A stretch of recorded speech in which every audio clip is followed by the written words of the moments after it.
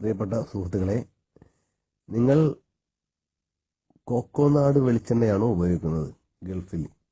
അല്ലെങ്കിൽ നാട്ടിലായും കുഴപ്പമില്ല. ഇതിപ്പോൾ ഞാൻ ഗൾഫിലാണ്. ഇന്നലെ ഒമാനിലെ മസ്കറ്റിലെ ലുലുന്ന് മേടിച്ചതാണ്. ലുലു ഒരു വലിയൊരു വ്യവസായ സ്ഥാപനമല്ലേ. അവിടെ നിന്ന് മേടിച്ച കൊക്കോനാടിന്റെ വെളിച്ചെണ്ണ എനിക്ക് സംശയം തോന്നിയപ്പോഴാണ് ഞാനത് അരിച്ചത്.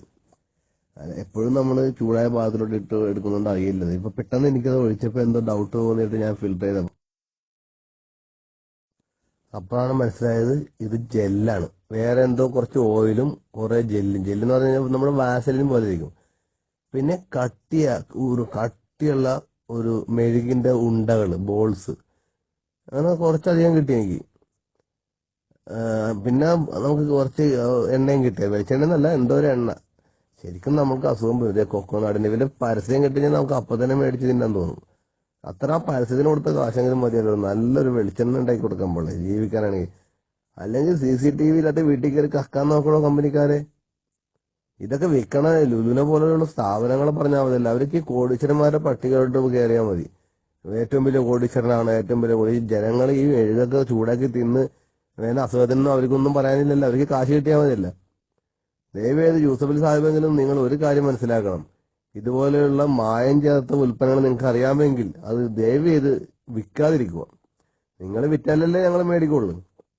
അപ്പൊ നിങ്ങൾ പറയും നിങ്ങൾക്ക് നിർബന്ധമില്ല, ഞങ്ങൾ വേണ്ടെന്നൊക്കെ പറയും. പക്ഷെ ഞങ്ങൾക്ക് വേണ്ടേ? ഞങ്ങൾ പിന്നെ ഗൾഫിൽ എങ്ങനെ ജീവിക്കും?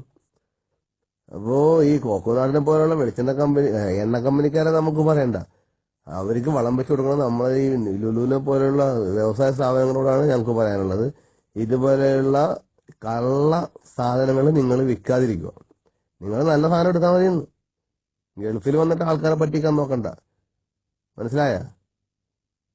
കോടീശ്വരന്മാരുടെ പട്ടികയിലോട്ട് കയറിക്കൊണ്ടിരിക്കുമ്പോൾ നിങ്ങൾ ഞങ്ങൾ സാധാരണക്കാരുടെ ജീവിതം വെച്ചിട്ടാണ് കളിക്കുന്നത്. അതായത് ലാസ്റ്റ് കിട്ടിയ ഉണ്ട മെഴുകാണ്. എന്നാ പിന്നെ മെഴുകിൽ അടിച്ച് തിന്നാ പോലെ ഞങ്ങൾക്ക്. നിങ്ങളുടെ വെളിച്ചെണ്ണ മേടിച്ച് കഴിക്കുന്നതിന് ഈ സാധനമൊക്കെയാണ് ചൂടാക്കിയിട്ട് നമ്മൾ ഉള്ളിലോട്ട് പോണത്. നിങ്ങൾ കൊക്കനാട് മേടിച്ച ആൾക്കാർ ചെക്ക് ചെയ്ത് നോക്കിക്കോ. അല്ലെങ്കിൽ ചൂടാക്കാത്ത പാത്രത്തിലോട്ട് ഇട്. അതേ അരിച്ച് തിന്നെ കേട്ടാ. അല്ലെങ്കിൽ ഇതുപോലുള്ള അസുഖം വരും.